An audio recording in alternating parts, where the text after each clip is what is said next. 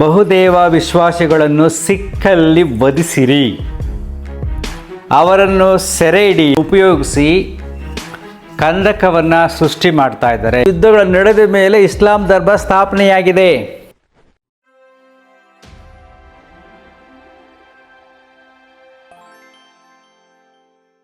ನಮಸ್ಕಾರ ಸ್ನೇಹಿತರೆ, ಈ ದಿನ ಒಂದು ವಿಶೇಷವಾದ ಸಂಚಿಕೆ ಈ ವಾಟ್ಸಪ್ಪಲ್ಲಿ ತುಂಬ ಓಡಾಡ್ತಾ ಇದೆ.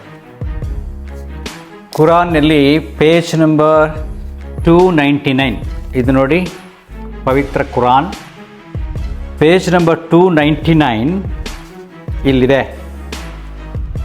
ಓಕೆ,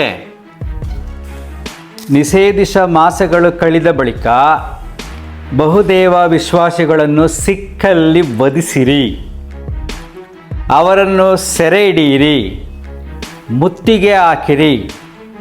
ಬೇಹು ನಡೆಸುವವರೆಲ್ಲ ಅವರನ್ನು ಹೊಂಚು ಹಾಕುತ್ತಾ ಕುಳಿತುಕೊಳ್ಳಿರಿ. ಮುಂದೆ ಅವರ ಪಶ್ಚಾತ್ತಾಪ ಪಟ್ಟರೆ, ನಮಾಜನ್ನು ಸಂಸ್ಥಾಪಿಸಿದರೆ ಮತ್ತು ಜಕಾತ್ ಕೊಟ್ಟರೆ ಅವರನ್ನು ಬಿಟ್ಟು ಬಿಡಿರಿ. ಅಲ್ಲಾಹನು ಕ್ಷಮಾಶೀಲನು ಕರುಣಾನಿಧಿಯೂ ಆಗಿರುತ್ತಾನೆ. ಇದನ್ನು ಎಲ್ಲ ವಾಟ್ಸಾಪ್ಗಳಲ್ಲಿ ಕಳಿಸ್ತಾ ಇದ್ದಾರೆ. ಮುಸ್ಲಿಮರು ಮತ್ತು ಹಿಂದೂ ಧರ್ಮಗಳ ವಿರುದ್ಧ ಇದನ್ನು ಉಪಯೋಗಿಸಿ ಕಂದಕವನ್ನು ಸೃಷ್ಟಿ ಮಾಡ್ತಾ ಇದ್ದಾರೆ, ದ್ವೇಷವನ್ನು ಬಿತ್ತುತ್ತಾ ಇದ್ದಾರೆ. ಅದಕ್ಕೆ ನಮ್ಮದು ಹ್ಯಾಪಿ ಲೈಫ್ ಯೂಟ್ಯೂಬ್ ಚಾನಲ್, ಅಂದರೆ ಮನುಷ್ಯ ಈ ಭೂಮಿ ಮೇಲೆ ಎಲ್ಲರೂ ಸುಖವಾಗಿರಬೇಕು ಅನ್ನತಕ್ಕಂಥ ಉದ್ದೇಶ. ನೋಡಿ, ಒಂದು ಸರಳವಾಗಿ ಹೇಳ್ತೀನಿ, ನೀವು ತುಂಬ ಮನಸ್ಸನ್ನು ಕನ್ಫ್ಯೂಸ್ ಮಾಡ್ಕೊಂಡ್ಬಿಡ್ತೀರ. ವಾಸ್ತವ ಸತ್ಯದ ಕಡೆ ನೀವು ಗಮನ ಹರಿಸುವುದಿಲ್ಲ. ಈ ಪವಿತ್ರ ಕುರಾನಲ್ಲಿ ಬಂದಿರತಕ್ಕಂಥ ಶ್ಲೋಕ ಸಾವಿರಾರು ವರ್ಷಗಳ ಹಿಂದೆ ಇಸ್ಲಾಂ ಸ್ಥಾಪನೆಯಾಗುವಾಗ, ಆಗೆಲ್ಲ ತುಂಬ ಮೂರ್ತಿ ಪೂಜೆಗಳೇ ಇದ್ದದ್ದು, ಬಹುದೇವ ಆರಾಧನೆ ಇದ್ದದ್ದು. ಆಗ ಸಣ್ಣ ಸಣ್ಣ ಗುಂಪುಗಳು ಮಾಡಿಕೊಂಡು ಗುಂಪು ಕಿತ್ತಾಡ್ತಾಯಿದ್ರು, ಕೊಲೆಗಳು ನಡೀತಾಯಿತ್ತು, ಕಿಡ್ನಾಪ್ಗಳು ನಡೀತಾಯಿತ್ತು. ಆಗ ಮಹಮ್ಮದ್ ಅವರು ಯೋಚನೆ ಮಾಡಿ ಎಲ್ಲರನ್ನು ಒಂದು ಮಾಡಬೇಕು, ಒಂದೇ ದೈವಾರಾಧನೆ ಮಾಡಬೇಕು ಅಂತ ಚಿಂತನೆ ಮಾಡಿ ಪ್ರೇರಣೆಯಾಗಿ ಆಗ ಇಸ್ಲಾಂ ಧರ್ಮ ಸ್ಥಾಪನೆ ಮಾಡುವಾಗ 33 ಯುದ್ಧಗಳು ನಡೆದಿವೆ. 33 ಯುದ್ಧಗಳು ನಡೆದ ಮೇಲೆ ಇಸ್ಲಾಂ ಧರ್ಮ ಸ್ಥಾಪನೆಯಾಗಿದೆ. ಆ ಕಾಲಘಟ್ಟದಲ್ಲಿ ಆಗ ಮಹಮ್ಮದ್ ಪೈಗಂಬರ್ ಅವರು ಹೇಳಿದ್ದು ಏನಪ್ಪ ಅಂದರೆ, ಈ ರೀತಿ ಯಾರಾದರೂ ಈ ಧರ್ಮ ಸ್ಥಾಪನೆಗೆ ಅಡ್ಡ ಬರುವವರನ್ನು, ಆಗ ಬಹು ದೇವಾರಾಧನೆ ಮಾಡುವವರನ್ನು ಕೊಲ್ಲಿರಿ ಅಂತ ಅವಾಗ ಹೇಳಿರೋದು, ಈಗಲ್ಲ. ಸೊ ಕೆಲವರು ಉಗ್ರವಾದಿಗಳು, ಮತಾಂಧರು ಅಂತ ಕರಿತೀವಿ ನೋಡಿ, ಅವರಿಗೆ ಈ ಶ್ಲೋಕ ಕೆಲವು ತಲೆಗೆ ತುಂಬಿ ಅವರನ್ನು ಉಗ್ರರನ್ನಾಗಿ ಮಾಡಿ ಬೇರೆಯವ್ರ ಮೇಲೆ ಚೂ ಬಿಡ್ತಿದ್ದಾರೆ. ಬಟ್ ಎಲ್ಲ ಮುಸ್ಲಿಮರು ಆಗಲ್ಲ. ಇದು ಈ ಸತ್ಯವನ್ನು ನೀವು ಅರ್ಥ ಮಾಡ್ಕೋಬೇಕು. ಈಗ ಮುಸ್ಲಿಮರು ಇಂಡಿಯಾದಲ್ಲಿರ್ತಕ್ಕಂಥವರು, ಈಗ ನಾವು ದೇವಾರಾಧನೆ ಮಾಡ್ತಾ ಇದ್ದೀವಿ. ಈಗ ತಿರುಪತಿಯಲ್ಲಿ ತುಂಬ ಜನ ಇರ್ತಾರೆ, ಧರ್ಮಸ್ಥಳ ತುಂಬ ಜನ ಇರ್ತಾರೆ, ಬೇರೆ ಬೇರೆ ಬೇಕಾದಷ್ಟು ಜನ ಇರ್ತಾರೆ. ಅಲ್ಲೆಲ್ಲ ಬಂದು ನಮ್ಮನ್ನು ಕೊಲ್ತಾ ಇದ್ದಾರಾ? ಇಲ್ಲ. ಅಕಸ್ಮಾತ್ ಅಲ್ಲಿ ರಕ್ಷಣೆ ಇಲ್ಲದಿದ್ದರೆ, ಸೆಕ್ಯೂರಿಟಿ ಇಲ್ಲ ಅಂದರೆ ಉಗ್ರವಾದಿಗಳು ಬರ್ತಾರೆ. ಅಂದರೆ ಅವ್ರು ಟ್ರೈನ್ ಅಪ್ ಮಾಡಿರೋರು ಬೇರೆ, ಅವರು ಈ ಶ್ಲೋಕ ಹಿಡ್ಕೊಂಡಿದ್ದಾರೆ. ಅವರಿಗೆ ವಾಸ್ತವದ ಅರಿವಿಲ್ಲ, ಈ ಕಾಲಘಟ್ಟದಲ್ಲಿ ಬದಲಾವಣೆಯ ಅರಿವಿಲ್ಲ. ನಾನು ಯಾಕೆ ಈ ವಿಚಾರ ಮಾತಾಡ್ತಾ ಇದ್ದೀನಿ ಅಂದರೆ, ಈಗಲೂ ಕೂಡ ನಮ್ಮ ಮಾವಿನ ತೋಟವನ್ನು ಒಬ್ಬ ಮುಸ್ಲಿಮ್ನೇ ಹಾಕ್ಕೊಂಡಿರೋದು, ಆಯಿತಾ? ಅವ್ರಿಗೀಗಲೂ ನಾವು ಬೋಗಿಕ್ಕೆ ಹಾಕಿದ್ದೀವಿ. ನಾನು ಚಿಕ್ಕಂದಿನ ನೆನಪಿದೆ, ನಮ್ಮ ರೇಷ್ಮೆ ತೋಟ ಒಬ್ಬರು ಮುಸ್ಲಿಮ್ಸ್ ಮಾಡ್ತಾಯಿದ್ರು, ಎಲ್ಲ ಮಾಡ್ತಾಯಿದ್ರು. ಇನ್ನೊಂದು ಯಾಕೆ ಈ ವಿಚಾರದ ಬಗ್ಗೆ ನಾನು ಮಾತಾಡಬೇಕು ಅಂದರೆ, ನೀವು ಸ್ವಲ್ಪ ಚಿಂತನೆ ಮಾಡಿ ನೋಡಿ, ಎಲ್ಲ ಹಿಂದೂಗಳ ಮೇಲೆ, ಬಹು ದೇವ ಆರಾಧನೆ ಮಾಡತಕ್ಕಂಥ ವ್ಯಕ್ತಿಗಳ ಮೇಲೆ ಮುಸ್ಲಿಂ ಸಮಾಜ ಡಿಪೆಂಡ್ ಆಗಿದೆ. ಬೇಕಾದ್ರೆ ಹೋಗಿ ಚೆಕ್ ಮಾಡಿ ನೋಡಿ, ನಿಯರೆಸ್ಟು ಜಾಸ್ತಿ ವ್ಯಾಪಾರಗಳು ಮಾಡೋದು ಮುಸ್ಲಿಮ್ಸು. ಅಂದರೆ ಅವ್ರು ಯಾರಿಗೆ ಮಾರ್ತಾರೆ? ಹಿಂದೂಗಳಿಗೆ ತಾನೇ ಮಾರೋದು. ಹಿಂದೂಗಳಿಗೆ ಮಾರ್ತಾರೆ, ಅಲ್ಲಿಂದ ಹಣ ತಗೋತಾರೆ, ಅವ್ರ ಜೀವನ ನಡೀತಾ ಇದೆ. ಹಿಂದೂಗಳು ಬೆಳೆದದೆಲ್ಲ ಅವರು ಕೊಡ್ತಾರೆ, ಅವರು ಇನ್ನೊಬ್ರಿಗೆ ಮಾರ್ತಾರೆ. ಮಧ್ಯೆ ಅವರು ಸೇತುವೆಯಾಗಿದ್ದಾರೆ ಕೆಲವರು ವ್ಯಾಪಾರಿಗಳು. ಈ ರಾಮನಗರಕ್ಕೆ ಹೋಗಿ ರೇಷ್ಮೆ ಮರ ತಗೊಳ್ಳೋರೆಲ್ಲ ಮುಸ್ಲಿಮ್ಸೇ, ರೇಷ್ಮೆ ಬೆಳೆಯೋರೆಲ್ಲ ಹಿಂದೂಗಳೇ. ಈಗ ನಮ್ಮ ಹಳ್ಳಿನಲ್ಲಿ ಬನ್ನಿ, ತುಂಬ ಸುತ್ತಮುತ್ತಲೆಲ್ಲ ಮುಸ್ಲಿಮ್ಸ್ ಬರ್ತಾರೆ, ಬೇಕಾಷ್ಟು ತೊಗೊಂಡು ಹೋಗ್ತಾರೆ, ವ್ಯಾಪಾರ ಮಾಡ್ತಾರೆ. ಸಿಟಿನಲ್ಲೂ ಅಷ್ಟೇ ವ್ಯಾಪಾರ ಮಾಡುವವರು ಹಿಂದೂಗಳು ಮತ್ತು ಬೇರೆ ತಂದುಕೊಡ್ತಾರೆ, ಮಧ್ಯೆ ಮುಸ್ಲಿಮ್ಸ್ ಇದ್ದಾರೆ. ಅವರೆಲ್ಲ ಓಕೆ ಇಂದು ಆ ಥರ ಯೋಚನೆ ಮಾಡಿದ್ರೆ ಈ ಕುರಾನ್, ಪವಿತ್ರ ಕುರಾನ್ ಇರತಕ್ಕಂಥ ಶ್ಲೋಕವನ್ನು ಯೋಚನೆ ಮಾಡೋದಾದರೆ ಎಲ್ಲ ಮುಸ್ಲಿಮರು ಹಿಂದೂಗಳ ಹತ್ರ ಏನು ತಗೊಳ್ಳೋಂಗೇ ಇಲ್ಲ. ಅದೆಷ್ಟು ನಾನು ಚಿಕ್ಕ ಹುಡುಗನೇ ನೋಡ್ತಾ ಇದ್ದೀನಿ, ಎಷ್ಟೊಂದು ಜನ ಮುಸ್ಲಿಮ್ಸು ಹಿಂದೂಗಳ ಮೇಲೆ ಡಿಪೆಂಡ್ ಆಗಿದ್ದಾರೆ. ನಮ್ಮ ಹಳ್ಳಿ ಹತ್ರ ಬೆಂಗಳೂರಿನಿಂದ ಜಸ್ಟ್ 60 ಕಿಲೋಮೀಟ್ರು ನಮ್ಮ ಹಳ್ಳಿ ಹತ್ರನೇ ಸಾಬರ್ ಕೆರೆ ಅಂತ ಈಗಲೂ ಒಂದು ಕೆರೆ ಇದೆ. ಅದ್ರ ಪಕ್ಕ ಸಾಬರ್ ಕೆರೆ ಅಂತ ಇತ್ತು ಅಲ್ಲಿ ಒಂದು ಹಳ್ಳಿ. ಈಗೆಲ್ಲ ಸಿಟಿಗೆ ಹೋಗ್ಬಿಟ್ಟಿದ್ದಾರೆ, ಅರ್ಥ ಆಯ್ತಾ? ಸಾಬರ್ ಕೆರೆ ಅಂತಲೇ ಈಗಿದೆ. ಈಗ ರೀಸೆಂಟಾಗಿ ನೋಡಿದೆ, ಮೊನ್ನೆ ದಿನ 3 days ಬ್ಯಾಕ್ ನಮ್ಮ ಹಳ್ಳಿ ಹತ್ರ ಒಬ್ಬರು ಮುಸ್ಲಿಮರು ಒಂದು ಜಾಗ ತಗೊಂಡು ಅಲ್ಲಿ ಬೋರ್ವೆಲ್ಗೆ ಮನೆ ಕಟ್ತಾ ಇದ್ದಾರೆ. ಸುತ್ತಲಿರೋರೆಲ್ಲ ಹಿಂದೂಗಳು. 40 ಮನೆಗಳಿದೆ ನಮ್ಮ ಹಳ್ಳಿನಲ್ಲಿ, ಒಂದೇ ಒಂದು ಮನೆ ಮುಸ್ಲಿಂ ಮನೆ ಬರ್ತಾ ಇದೆ. ಅಂದರೆ ಹಿಂದೂಗಳ ಜೊತೆ ಅವರು ಬದುಕಕ್ಕೆ ತಯಾರಾಗಿದ್ದಾರೆ. ಇನ್ನೊಂದು ದೂರದಲ್ಲಿ ಒಬ್ಬ ಮನೆ ಕಟ್ಕೊಂಡಿದ್ದಾರೆ. ಆದರೆ 50 ಜನ ಮುಸ್ಲಿಮ್ ಇರತಕ್ಕಂಥ ಮನೆಯಲ್ಲಿ ಒಬ್ಬ ಹಿಂದೂ ಹೋಗಲ್ಲ. ಈ ರೀತಿಯಾದ ಕಂದಕವನ್ನು ಸೃಷ್ಟಿ ಮಾಡೋದು, ದೇಶವನ್ನು ಸೃಷ್ಟಿ ಮಾಡೋರು ಯಾರು? ಸೊ ಬಹುದೇವ ಆರಾಧಕರನ್ನು ಕೊಲೆ ಮಾಡೋಕ್ಕೆ ಈಗ ಸಾಧ್ಯ ಇಲ್ಲ.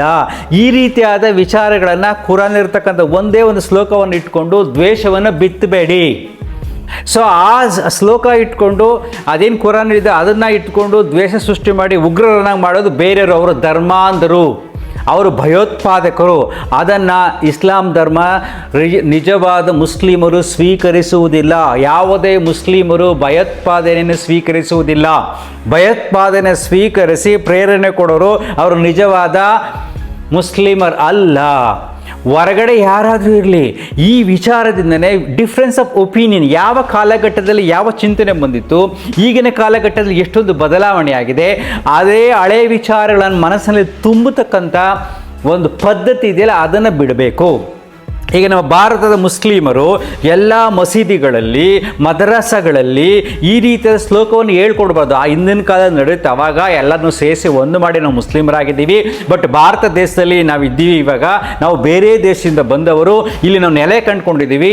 ಎಲ್ಲರ ಜೊತೆ ಸಾಮರಸ್ಯದಿಂದ ಬದುಕಬೇಕು. ನಮ್ಮ ಮೂಲ ಧರ್ಮ ನಮ್ಮ ಭಾರತ ದೇಶ ಮೊದಲು ಮುಖ್ಯ. ಅರ್ಥ ಆಗ್ತಿದೆಯಾ?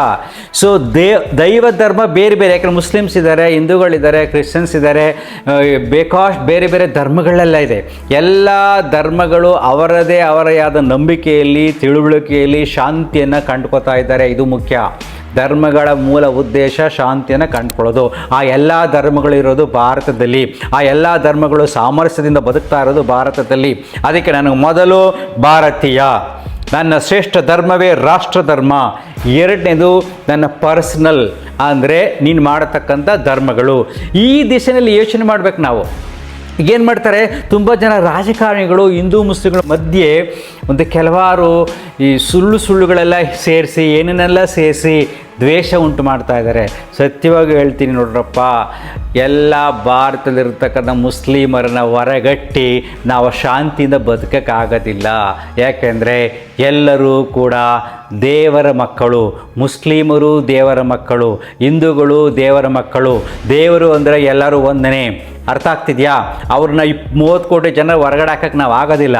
ನಾವು ಎಲ್ಲರೂ ಸಾಮರಸ್ಯದಿಂದ ಬದುಕಬೇಕು ಅಂದರೆ ಧರ್ಮಾತೀತವಾಗಿ ಯೋಚನೆ ಮಾಡಿ ರಾಷ್ಟ್ರ ಧರ್ಮದ ಕಡೆ ಗಮನ ಹರಿಸಿ ಪ್ರತಿಯೊಬ್ಬ ಧರ್ಮೀಯನನ್ನು ಭಾರತದಲ್ಲಿ ಭಾರತೀಯನಾಗಿ ಮಾಡಬೇಕು ನಾವು. ಈ ದಿಶೆಯಲ್ಲಿ ಯೋಚನೆ ಮಾಡಿ. ಈ ರೀತಿ ದ್ವೇಷದ ಈ ರೀತಿ ಅದನ್ನ ವಾಟ್ಸಪ್ಗಳಲ್ಲೆಲ್ಲ ಹಂಚಬೇಡಿ.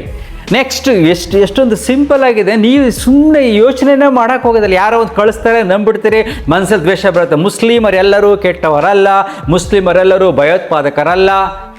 ಕೆಲವರು ಮಾತ್ರ ಭಯೋತ್ಪಾದಕರು. ಅದು ಹಿಂದೂಗಳಲ್ಲಿ ಕೆಲವರು ಕೆಟ್ಟವರು ಇರ್ತಾರೆ. ನೀವು ಸ್ವಲ್ಪ ಯೋಚನೆ ಮಾಡಿ ನೋಡಿ. ಆಗ ಇಸ್ಲಾಂ ಸ್ಥಾಪನೆ ಮಾಡಬೇಕಾದಾಗ ಎಲ್ಲರನ್ನು ಒಂದು ಮಾಡೋಕ್ಕೆ ಆ ರೀತಿ ಹೇಳಿದ್ರು. ಯಾಕೆ ಅಂದರೆ ಎಲ್ಲರೂ ಕಿತ್ತಾಡ್ತಾ ಇದ್ದಾರೆ ಅಂತ. ಈಗ ನಮ್ಮಲ್ಲೂ ಕೂಡ ಹಿಂದೂಗಳಲ್ಲಿ ಎಷ್ಟು ಮನಸ್ಸುಗಳಲ್ಲಿ ಅಸ್ಪೃಶ್ಯತೆ, ಬೇರೆ ಬೇರೆ ಮಾಡೋದು, ದೇವಸ್ಥಾನಕ್ಕೆ ಸೇರಿಸ್ತೇ ಇರೋದು, ಮತ್ತು ಜಾತಿಯಿಂದ ಕೀಳಾಗಿ ಕಾಣೋದು, ಅದನ್ನೆಲ್ಲ ಕಂಡ್ರೆ ನಮ್ಮ ಮನಸ್ಸಲ್ಲಿ ದ್ವೇಷ ಇಲ್ವಾ? ನಮ್ಮ ಮನಸ್ಸಲ್ಲಿ ಬರಲ್ವಾ? ಹಿಂಗೆ ಮಾಡಿದವ್ರನ್ನ ಹೊಡಿಬೇಕು ಅನ್ಸಲ್ವಾ? ಕೊಲೆ ಮಾಡಬೇಕು ಅನ್ಸಲ್ವಾ? ಈಗ ರೀಸೆಂಟಾಗಿ ನಾವು ನೋಡಿದ್ವಲ್ಲಪ್ಪ, ಮಂಡ್ಯದ ಹತ್ರ ಒಂದು ದೇವಸ್ಥಾನಕ್ಕೆ ಒಬ್ಬರನ್ನ ಸೇರಿಸಲಿಲ್ಲ, ದಲಿತರನ್ನು ಸೇರಿಸಲಿಲ್ಲ. ಈಗಿನ ಕಾಲದಲ್ಲಿ ಇಷ್ಟೊಂದು ವಿಜ್ಞಾನ ಡೆವಲಪ್ ಆಗಿ ಇಷ್ಟೊಂದು ಕಾನೂನುಗಳು ಬಂದು ಕೂಡ ಒಂದು ದೇವಸ್ಥಾನಕ್ಕೆ ಮಂಡ್ಯದ ಹತ್ರ ಸೇರಿಸಿಲ್ಲ. ನೀವು ಚಿಂತನೆ ಮಾಡಿ ನೋಡಿ.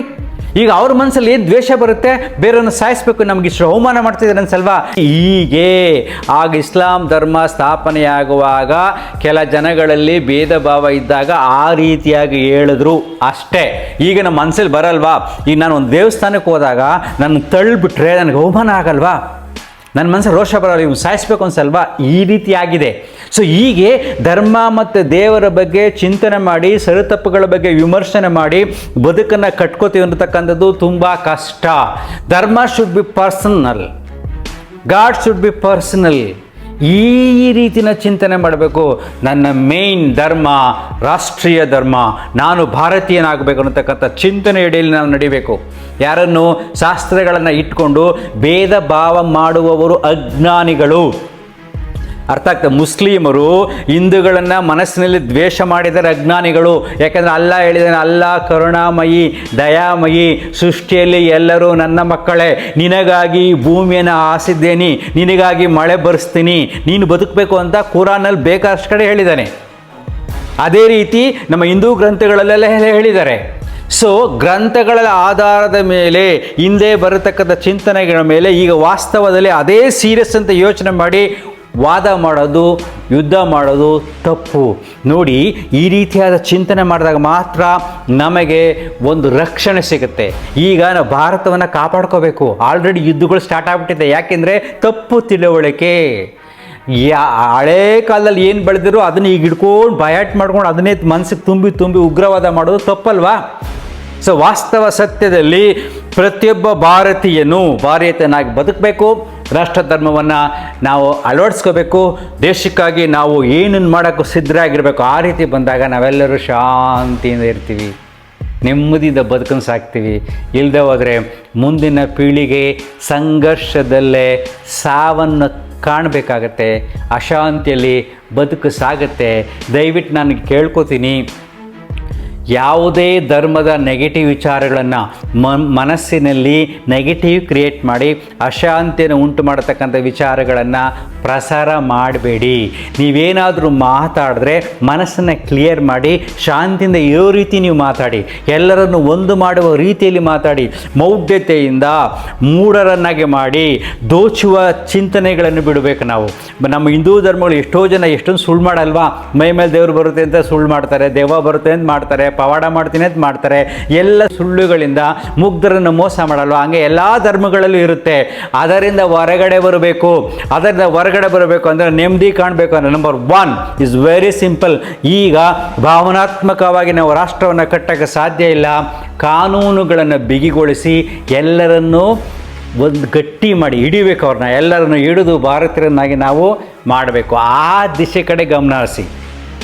ಒಂದೇ ಕಾನೂನು, ಒಂದೇ ರಾಷ್ಟ್ರ, ಒಂದೇ ನೆಲ ಜಲ ಅನ್ನೋ ಕಡೆ ಗಮನ ಹರಿಸಿ. ನಾವೆಲ್ಲರೂ ಒಂದೇ ಅನ್ನುವ ಕಡೆ ಗಮನ ಹರಿಸಿ. ಬೇರೆ ಬೇರೆ ದೈವದ ಆಧಾರದ ಮೇಲೆ, ಧರ್ಮ ಗ್ರಂಥಗಳ ಮೇಲೆ ಬೇರೆ ಬೇರೆ ಅಂತ ಯೋಚನೆ ಮಾಡುವವನು ಅಜ್ಞಾನಿ. ಈ ಚಿಂತನೆಗಳಿಂದ ಹೊರಬನ್ನಿ. ಮನಸ್ಸನ್ನು ಸಮಾಧಾನಗೊಳಿಸಿ. ಅದಕ್ಕೆ ಬೆಸ್ಟ್ ಸೊಲ್ಯೂಷನ್, ಫರ್ಗೆಟ್ ಎವ್ರಿಥಿಂಗ್. ಎಲ್ಲವನ್ನು ಬಿಡಿ, ಉಸಿರಾಟವನ್ನು ಗಮನಿಸಿ, ಮನಸ್ಸನ್ನು ಸಂಪೂರ್ಣವಾಗಿ ಖಾಲಿ ಮಾಡಿ. ಯಾವುದು ನನಗೆ ಬೇಕಾಗಿಲ್ಲ, ಅಂತರ್ಮುಖಿ ಸದಾ ಸುಖಿ. Thank you.